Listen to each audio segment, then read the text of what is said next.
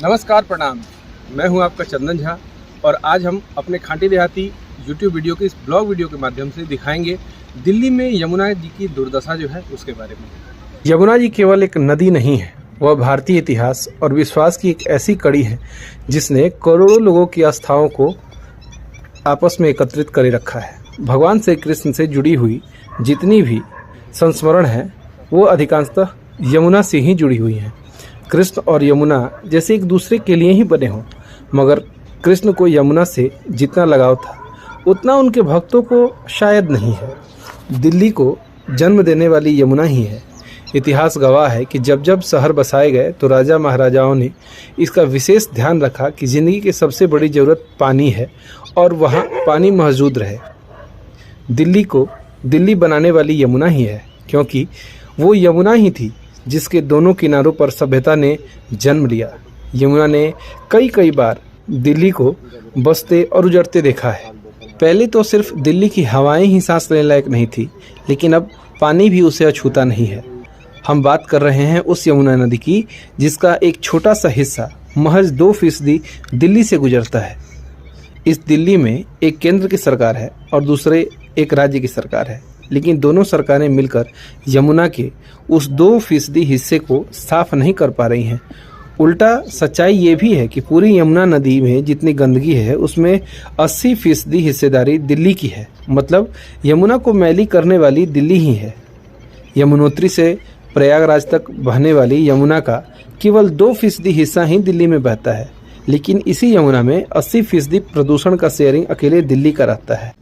किसी भी देश की संस्कृति जो है और सभ्यता में उनके नदियों का बहुत बड़ा ऐतिहासिक महत्व रहता है, और ये नदियाँ जो है हमारी धरोहर हैं।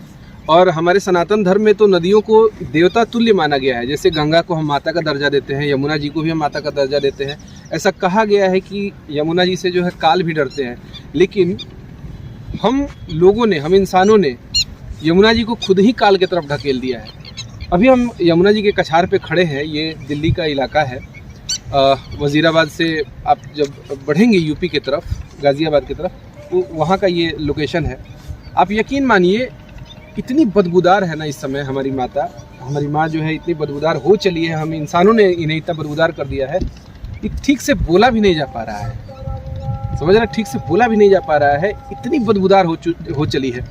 अक्सर हम मीडिया में छठ के आसपास ऐसा फ़ोटो देखते हैं कि गाद के बीच में छठ व्रतियाँ जो हैं वो छठ कर रही हैं, लेकिन इसका जिम्मेदार कौन है? इसके जिम्मेदार हम ही तो हैं। अभी बहुत जगह पे जल है जिसका संरक्षण हम नहीं कर रहे हैं। जल ऐसे ही बर्बाद होते जा रहा है। तो कहीं ना कहीं हमने जल बर्बाद किया है, अपनी नदियों को बर्बाद किया है। अपने संस्कृति के प्रति जो है हम सिंसियर नहीं हैं, इसलिए हमें ये दिखाना पड़ रहा है। और ख़ुद भी मुझे बहुत शर्म महसूस हो रहा है इस चीज़ को दिखाने में और कहने में। लेकिन बात यही है कि हम अपने श्रद्धा का केंद्र और आस्था का केंद्र जो है नदियों को मानते हैं। घर में पूजा पाठ जो होता है, उसके जितने भी निर्माल वगैरह होते हैं, उन सबको जो है अपने नदियों में प्रवाहित करना चाहते हैं, लेकिन उसका दुष्परिणाम क्या होता है? प्लास्टिकों में भर के हम उसे प्रवाहित कर देते हैं, जिससे कि फूल पत्ती जो भी है वो प्रॉपर रूप से गल नहीं पाता है और नदियाँ जो है हमारी दूषित होते जाती हैं लगातार। आप यकीन मानिए हथनी कुंड बैराज से शुरू होकर और वज़ीराबाद तक बहने वाली ये जो है नदी जो है, इसलिए मैं वज़ीराबाद कह रहा हूँ क्योंकि उसके आगे तो इसका प्रारूप जो है लगभग नाले की तरह ही है। उससे ज़्यादा कुछ नहीं है। नाले से ज़्यादा कुछ यमुना जी में बचा नहीं है। उसके आगे जो बचा हुआ है वो सरकार जगह जगह पे जो है बैरिकेडिंग करके, बांध बना के उसे जो है पानी को ब्लॉक कर दी है। इसका बहाव ख़त्म हो चुका है। और निश्चित तौर पे हमें भी जागरूक होना होगा अपने संस्कृति के प्रति, अपने नदियों के प्रति, अपने पेड़ पौधों और पर्वत पहाड़ों के प्रति।